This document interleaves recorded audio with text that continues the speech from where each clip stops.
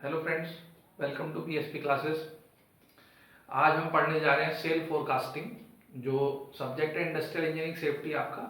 ठीक है, उसी में चैप्टर नंबर 3 है प्रोडक्शन प्लानिंग एंड कंट्रोल। ठीक, उसी में पढ़ना है सेल फोरकास्टिंग। इंपॉर्टेंट टॉपिक है ये भी। देखो बच्चों, सेल का मतलब तो सभी समझते हैं। सेल क्या होती है? कि प्रोडक्ट की जो बिक्री होती है। ठीक है, फोरकास्टिंग का मतलब क्या होता है ये हमें समझना है। तो बच्चों, फोरकास्ट का मतलब हिंदी में होता है पूर्वानुमान। पूर्वानुमान का मतलब गैस करना कि फ्यूचर में क्या हो सकता है। तो इसको अगर हम सेल फोरकास्टिंग के टर्म में समझें, अगर हम सेल के साथ जोड़ रहे हैं, तो क्या मतलब निकल रहा है कि फ्यूचर में क्या सेल होनी है, ठीक है, उसका गैस करना है। अब यहां दो बातें आती हैं कि गैस करना क्यों है, ठीक है, और किन फैक्टर को ध्यान में रख के सेल फोरकास्टिंग की जाती है। ठीक, आपके सिलेबस में दो चीजें यहाँ पे, सेल फोरकास्टिंग क्या होती है और इसके यूज। टेक्निक्स आपके सिलेबस में नहीं है, ठीक है, तो टेक्निक्स मैं नहीं कराऊंगा, मैं इंट्रोडक्शन दूंगा सेल फोरकास्टिंग होती क्या है और इसके एप्लीकेशन और मेन कंपोनेंट, ठीक है, ये आपको इसमें बताए जाएंगे। आप देखो, स्टार्ट करते हैं। Sale forecast indicate as to how much of a particular product is likely to be sold in a specified future period in a specified market at specified price।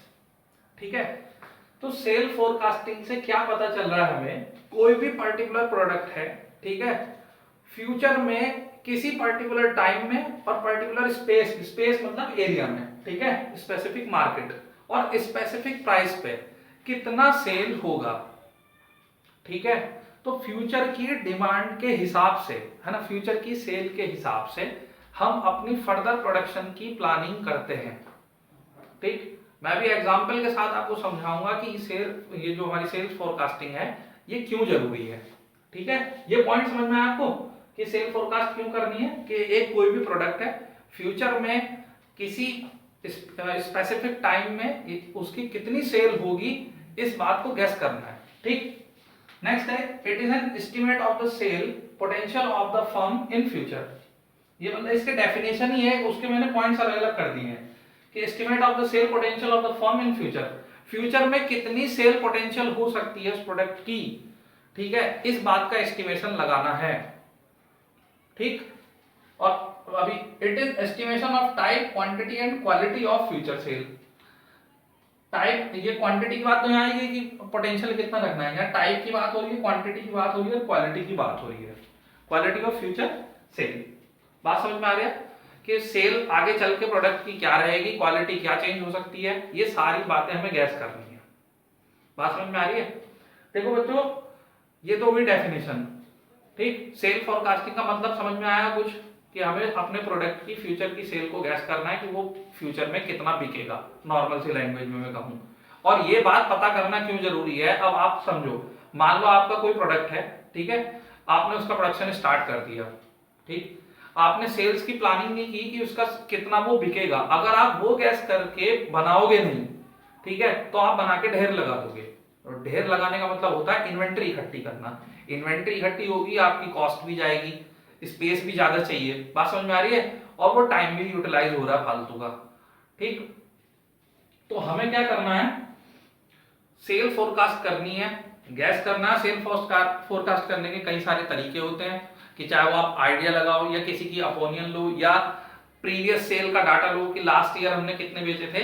अब इसको बच्चों, जैसे मैंने बाइक का एग्जांपल दूसरे उसमें भी लिया था, मैं फिर से लेता हूं।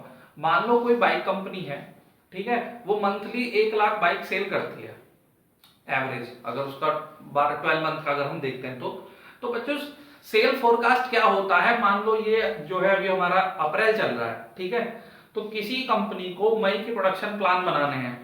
ठीक, तो मई के प्रोडक्शन प्लान बनाने के लिए उन्हें क्या करना होगा?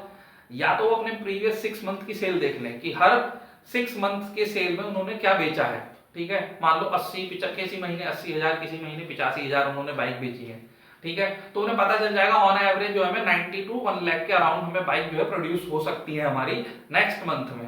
तो एक एस्टिमेट मिल रहा है ना सेल फोरकास्ट का, कि हाँ फ्यूचर में इतना बेच पाएंगे। अगर वो ऐसी एनालिसिस नहीं करेंगे तो उनका प्रोडक्ट बिकने से रह जाएगा और इन्वेंट्री इकट्ठी हो जाएगी। अब समझ में आया सेल फोरकास्ट क्यों जरूरी है? ठीक है, आप इस डेफिनेशन को नोट कीजिए।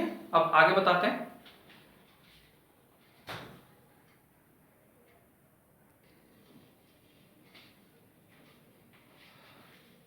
आगे बात करते हैं बच्चों, factors considered for sale forecasting. Sale forecasting करते समय कौन कौन से फैक्टर कंसिडर किए जाते हैं, अब एक एक पॉइंट समझते हैं बच्चों। फर्स्ट है कंपटीशन। ये कंपटीशन की बात क्या है बच्चों, अगर कुछ समझ में आ रहा है? ये होता है जो हम प्रोडक्ट की सेल की बात करते हैं, कोई मान लो न्यू प्रोडक्ट लॉन्च हो रहा है या कोई मार्केट में पहले से भी अवेलेबल होंगे बहुत सारे प्रोडक्ट, है ना। तो जितनी भी डिफरेंट डिफरेंट कंपनीज होती हैं, ऑर्गेनाइजेशन होती हैं, उनका आपस में कंपटीशन भी होता है, ठीक है। जैसे मैं अगर आपको एक एग्जांपल दूं कि एसयूवी, ये बच्चों कार का सेगमेंट होता है, मोस्टली बच्चे जानते होंगे। मैं एक नाम लिख देता हूं, शायद आपको इससे पता चल जाए। जिसमें मान लो जैसे हमारी बोलेरो है, ठीक है, महिंद्रा की, ठीक। एसयूवी एक सेगमेंट होता है ना, 7 सीटर कार जिसमें होती है। तो आपको पता है ये अभी जो ट्रेंड चल रहा है इस टाइम जो है, मिनी एसयूवी ज्यादा सेल हो रही है। तो अगर आपने नोटिस करी हो कि बहुत साल पहले एक कार चली थी डस्टर, ठीक है। जब डस्टर हिट हुई तो और कंपनीज को क्या लगा कि हमें भी एसयूवी सेगमेंट में आना चाहिए, ठीक। तो हर कंपनीज के पास आज के टाइम में अपनी एक एसयूवी है पॉपुलर। जैसे रेनॉल्ट के पास डस्टर है, महिंद्रा के पास बोलेरो है, स्कॉर्पियो है, एक्सयूवी 500 है, ठीक है। और क्या कहते हैं, टाटा के पास भी है, नेक्सॉन लॉन्च करी है अभी, सफारी है, ठीक है। तो आप देख रहे हो ना, हर और हुंडई, क्रेटा, और लास्ट मारुति सुजुकी ब्रेजा।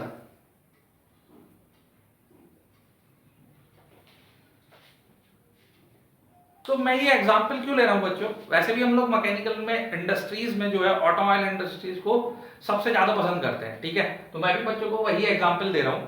तो सेल फोरकास्टिंग आप देख रहे हो कि कंपनीज उसी सेगमेंट में आगे ज्यादा बढ़ती हैं जिस सेगमेंट में कंपटीशन या जिस सेगमेंट की डिमांड है, ठीक है। क्योंकि कस्टमर एसयूवी को ज्यादा पसंद कर रहा है, तो इसी वजह से हर कंपनी एसयूवी में इन्वेस्ट कर रही है, ठीक है। देख रहे हो ना, हर कंपनी के पास अपनी पॉपुलर एसयूवी गाड़ियां हैं ताकि वो मार्केट में compete कर सके। अगर वो ऐसा नहीं करेंगे तो एक कंपनी अपनी सेल बढ़ाती रहेगी, ठीक है, अदर कंपनी जो है उस सेगमेंट में पिछड़ जाएगी, ठीक। तो सेल फोरकास्टिंग में ये चीजें भी इंक्लूड होती हैं, ठीक है। तो ये कस्टमर के बिहेवियर और कस्टमर की डिमांड या मार्केट की डिमांड, ठीक है, इसको मार्केट सर्वे बोलते हैं कि मार्केट में क्या चीज पॉपुलर है इस समय, उसी के हिसाब से प्रोडक्ट को लॉन्च किया जाता है, उसी हिसाब से उसकी प्लानिंग सारी की जाती है। समझ में आया बच्चों ये, ठीक। ये तो एक एग्जांपल लेके समझा रहा था मैं कंपटीशन का। सेकंड है चेंज इन टेक्नोलॉजी। अब चेंज इन टेक्नोलॉजी तो बच्चों आराम से समझ में आ रहा है आपको कि टेक्नोलॉजी जो हम देख रहे हैं वो टाइम टू टाइम चेंज होती चली जा रही है, ठीक है। जैसे आप मोबाइल में भी देखते हैं, हर 2 महीने 3 महीने 6 महीने के बाद मोबाइल में नया प्रोसेसर, नए कुछ एडवांस फीचर, चाहे उसके कैमरे में हो, चाहे उसके ऑपरेटिंग सिस्टम में हो, ठीक है, चाहे उसके साइज में हो, चाहे स्क्रीन में हो, कुछ ना कुछ चेंजेस होते रहते हैं। तो ये चेंजेस भी अप टू डेट हमें रहना बहुत जरूरी है, ठीक है। मान लो आप आज के समय में एक ऐसा मोबाइल लॉन्च करते हो जिसकी रैम 1 GB है सपोज करो, ठीक है। तो आप मार्केट की एनालिसिस नहीं कर रहे हो, मार्केट में 2 GB 3 GB 4 GB रैम तक के मोबाइल आजकल चल रहे हैं, ठीक। और आप एक नया प्रोडक्ट लेके आ रहे हो 1 GB रैम के साथ, क्या वो चल पाएगा? बिल्कुल नहीं चलेगा, समझ रहे हो ना। तो टेक्नोलॉजी के ट्रेंड को भी समझना है, उसी के हिसाब से मैन्युफैक्चरिंग करनी है, ठीक। थर्ड है गवर्नमेंट एक्शन। गवर्नमेंट एक्शन का मतलब यह है कि आपकी ऑर्गेनाइजेशन अगर कुछ गवर्नमेंट के लिए कुछ बना रही है तो ये गवर्नमेंट ऑर्गेनाइजेशन के लिए बना रही है। बहुत सारे होते हैं ना जो पब्लिक सेक्टर होते हैं या इंडस्ट्रीज होती हैं जिनका गवर्नमेंट से टाई अप होता है या गवर्नमेंट का कोई ऑर्डर आया हो, ठीक है। जैसे ऑटोमोबाइल को भी मिलते हैं कि टाटा सफारी जो है हमारे डिफेंस के लिए भी बनाई गई थी बीच में, अगर आप लोग थोड़ा वो ध्यान रखते हो तो। ऑटोमोबाइल का जो हमारा एयरफोर्स है, एयरफोर्स के पास टाटा सफारी गाड़ियां हैं, ठीक है। या जो आर्मी में ट्रक चलते हैं अशोक लीलैंड और टाटा मोटर्स, इनके चलते हैं, तो ये टाई अप होते हैं, ठीक। तो गवर्नमेंट के हिसाब से जो इनके मान लो जो आएंगे ऑर्डर, ठीक, तो उनकी सेल के हिसाब से क्या उनके नॉर्म्स होते हैं, कंडीशन होते हैं, उनको पूरा करना है, ठीक है। जैसे आर्मी में 4x4 ट्रक को ज्यादा पसंद किया जाता है, जो कि नॉर्मली 4x4 ट्रक यूज नहीं होते, या कार भी, ठीक है। तो ये गवर्नमेंट एक्शन की बात हो गई। देन नेक्स्ट आते हैं factor related to concern itself, bracket में लिखा है कि डिसाइड लेबर रॉ मटेरियल। इसका मतलब ये है कि ये सारी बातें देखने के बाद, ठीक है, मार्केट एनालिसिस हो या कस्टमर की डिमांड हो, अब हमें अपनी कंपनी, क्योंकि ऑर्गेनाइजेशन तो मान लो हमारी है ना, हम प्रोडक्ट बनाना चाह रहे हैं, तो हमें क्या ध्यान देना होगा, हमें लेबर डिसाइड करनी है उसी हिसाब से, ठीक है, raw material, method, process, plant location, plant का साइज, सब क्या डिसाइड करना है अपनी कैपेसिटी के हिसाब से, ठीक है, मतलब जितना हम इन्वेस्ट कर सकते हैं वही तो लगाएंगे ना। तो ये सारी चीजें हमें जो है सेल फोरकास्टिंग में हेल्प करती हैं, ठीक है। अब मैं एक सेल फोरकास्टिंग का डायग्राम बना रहा हूं, ठीक, जो एग्जाम में जब आप लिखेंगे तो डायग्राम को यूज जरूर करेंगे, ठीक है।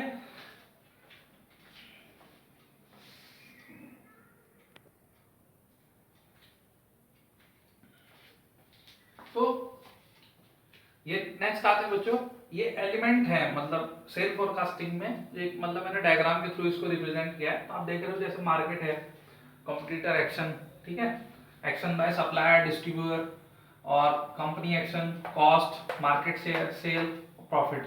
अब इसको समझने की कोशिश करते हैं। जो बातें मैंने आपको अभी बताई कि मार्केट की एनालिसिस, कंपटीशन में क्या चल रहा है, कंपटीटर को भी देखना, ठीक है, ये सारी चीजें हमारी सेल्स को इफेक्ट करती हैं, ठीक है। आप मान लो किसी भी ऑर्गेनाइजेशन के ऑनर हो या जो मैनेजमेंट की जो टीम होती है, आपको सोचिए अगर वो कंपटीशन पे ध्यान नहीं देंगे, या मतलब ये नहीं चेक करेंगे कि आजकल ट्रेंड में है क्या, चाहे वो किसी भी फील्ड का ऑर्गेनाइजेशन हो, चाहे ऑटोमोबाइल हो, ठीक है, चाहे मोबाइल हो, चाहे डिजिटल हो, ठीक है, तो उन सबको कंपटीशन को देखना होता है। अगर वो उस चीज को नहीं देखेंगे तो वो उस ट्रेंड में पीछे रह जाएंगे, ठीक। ऑटोमोबाइल का ही एक और एग्जांपल लेते हैं, जैसे होंडा का स्कूटर है एक्टिवा, ठीक है, इस टाइम मोस्ट सेलिंग स्कूटर है इंडिया का, सबसे ज्यादा वही बिक रहा है। लेकिन आपको पता है अदर जो टू व्हीलर्स हैं उनके पास भी उसी के कंपैरिजन में, मतलब वही 100 सीसी और 1110 सीसी में हर कंपनी के पास अपना अपना स्कूटर है, चाहे टीवीएस का हो, ठीक है, महिंद्रा का हो, सुजुकी का भी है, ठीक है, और हीरो के पास भी है मैस्ट्रो। तो हर कंपनीज का आप देख रहे हो, यामा के पास भी है।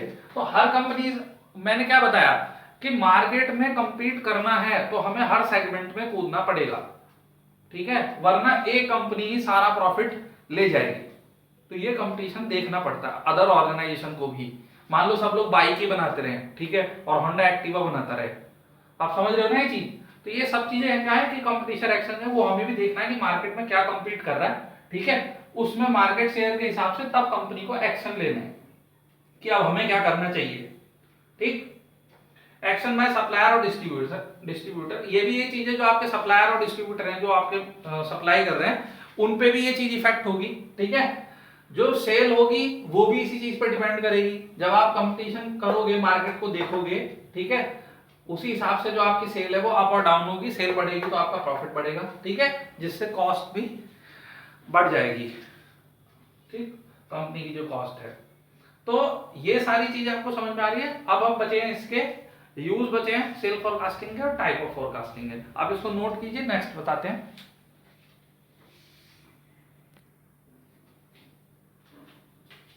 नेक्स्ट आते हैं बच्चों यूज ऑफ सेल फोरकास्टिंग। अब ये थोड़ा ध्यान से समझ लेना कि सेल फोरकास्टिंग के फायदे क्या क्या है, ठीक है, या इसके यूज क्या है। सबसे पहला, जैसे it help to determine production volume considering availability of equipment, capital and man power ETC, ठीक।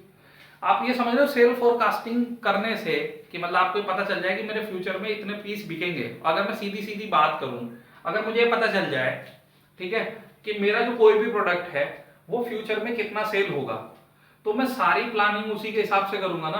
आप सपोज करो बच्चों, यहाँ एक एग्जांपल लेते हैं, मान लो कोई भी प्रोडक्ट है ए, कोई भी, ठीक है, मुझे पता है, मैं मानता हूं कि सपोज करो कि नेक्स्ट मंथ जैसे मई है, मई में इसके 1000 पीस बिकेंगे, पीसेस। ये मेरी सेल फोरकास्टिंग है, मैं प्रीवियस मंथ को देखते हुए कि मैं महीने में 800 900, मैंने मान लिया कि मुझे मई में जो है 1000 पीस बिकेंगे, ये मेरी सेल फोरकास्टिंग है, ठीक है। तो अब बच्चों मैं मई की प्रोडक्शन प्लानिंग करूंगा ना, या अप्रैल में बनाऊंगा, ये पीस मई में मुझे बेचने हैं तो मई में सेल करने हैं, तो एक महीना पहले कुछ तो बनेंगे ना, ठीक है। तो जो हम प्लानिंग करेंगे प्रोडक्शन की तो वो किसके हिसाब से करेंगे, इन 1000 पीस के हिसाब से करेंगे। अब मुझे वो कैलकुलेशन करनी होगी कि मैं एक दिन में कितने पीस बना सकते हैं, मतलब जो हमारी ऑर्गेनाइजेशन है वो एक दिन में कितने पीस बना सकती है, ठीक है। उसी हिसाब से हम अपना वर्कलोड डिसाइड करेंगे कि कंपनी 8 घंटे चलानी है या 10 घंटे चलानी है, कि ओवर टाइम कराना है। बात समझ में आ रही है ना। तो सारी प्लानिंग यहीं से जुड़ी हुई है आपकी सेल फोरकास्टिंग से। जैसे ही आप सेल फोरकास्टिंग करेंगे, ठीक है, तो बाकी फर्दर प्लानिंग स्टार्ट हो जाएगी। अब देखो सेल का पता चल गया ना कि 1000 बेचने हैं, जब 1000 बेचने हैं तो 1000 बनाने भी होंगे, ठीक है। और बनाने हैं तो उनके लिए क्या क्या चाहिए, इक्विपमेंट कौन से लगने हैं, टूल खरीदने हैं, मैन पावर कौन सी लगनी है, ठीक है। ये सारी चीजें की एनालिसिस होगी। समझ में आ रहा है ना। Second point, it forms a basis of cell budget and production budget. जब आपको ये पता चल गया कि 1000 पीस बिकेंगे ना, तो आप सेल का बजट लगा सकते हो। मान लो आपका पीस एक 10 रुपए का है या जितने का भी है, तो 10,000 का बैठेगा। बात समझ में आ रही है। उनका एक एग्जाम्पल लिया है, तो आपसे सेल बजट तैयार हो जाएंगे, उसी से ही आपके प्रोडक्शन बजट भी स्टार्ट हो जाएंगे कि आपकी कॉस्ट कितनी निकल के आएगी, कितना खर्चा आ रहा है लेबर का, मशीन का, ठीक है। नेक्स्ट आते हैं, it helps in deciding policies. वही चीज आ गई ना, मैं अभी समझाया। जब आपको पता चल गया कि हमें इतने पीस बनाने हैं, तो अब आप डिसाइड कर रहे हो कि कंपनी 3 शिफ्ट में चलानी है, 2 शिफ्ट में चलानी है, नाइट शिफ्ट की चलाने की जरूरत है या नहीं है, संडे को खोलनी है या नहीं खोलनी है, ये सारे ऑप्शन होते हैं ना। तो ये सब चीजें यहीं से ही डिसाइड होंगी। मान लो आपकी मैन्युफैक्चरिंग कंपनी है, तो संडे को बंद कर सकते हो, कोई प्रॉब्लम नहीं है। लेकिन आप सपोज करो आपकी सर्विस सेंटर है, जो हमारे बाइक के और कार के सर्विस सेंटर होते हैं, तो आपको देखा वो सर्विस सेंटर संडे को ओपन रहते हैं। क्यों? क्योंकि जो कस्टमर है वो संडे को फ्री होता है मोस्टली, तो वो संडे के दिन ही जाएगा बाइक की या कार की सर्विस कराने। तो ये भी फोरकास्टिंग का ही एक एग्जाम्पल है, वरना वो भी संडे की छुट्टी कर लेते। इन चीजों को समझो बच्चों आप, ठीक है।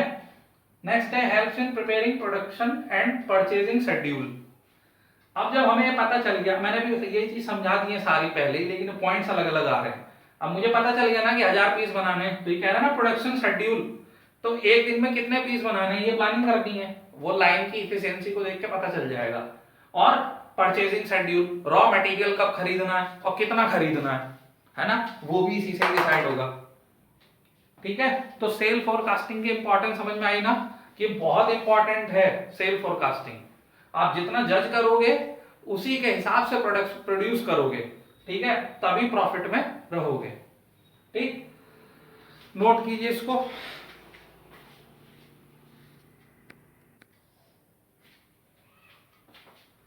लास्ट है बच्चों ये इसका टाइप्स ऑफ सेल फोरकास्टिंग।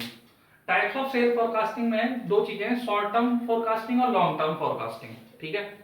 तो शॉर्ट टर्म में लिखा है 3 मंथ की हो सकती है, 6 मंथ की हो सकती है, 1 ईयर हो सकती है, 2 ईयर हो सकती है।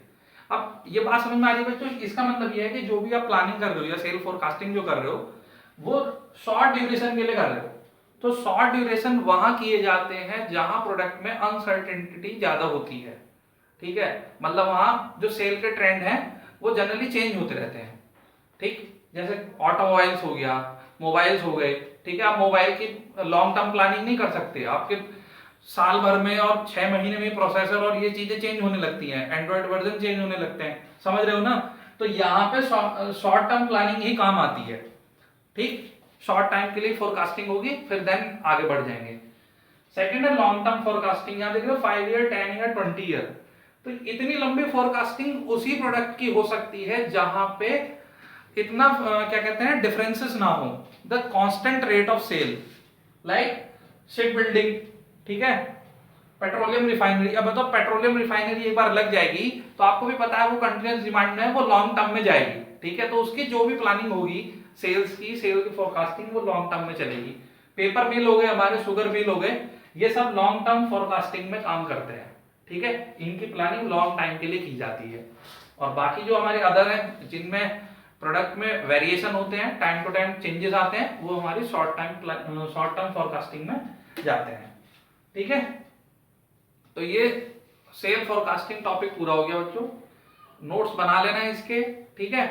उम्मीद करता हूं समझ में आया होगा आपको। ये समझ में आया हो तो बच्चों वीडियो को लाइक करना और चैनल को सब्सक्राइब कर लेना, ताकि आपको ये वीडियो मिलती रहे, ठीक है। मिलते हैं तब तक नेक्स्ट वीडियो में। Good bye.